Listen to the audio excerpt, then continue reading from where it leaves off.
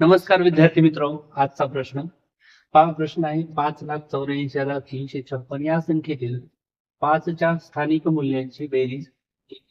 प्रश्न विचारलाय 9/10/2019 ला. तर आता प्रश्नाचं उत्तर पाहूया. पहा, स्थानिक मूल्य म्हणजे स्थानिक किंमत असते.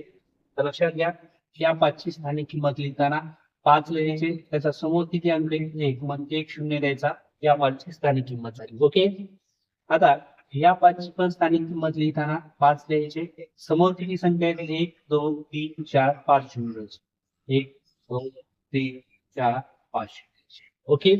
आणि या दोघांची काय विचारली बेरीज, म्हणजेच 1 2 3 4 5 या ठिकाणी हे 50 असतील.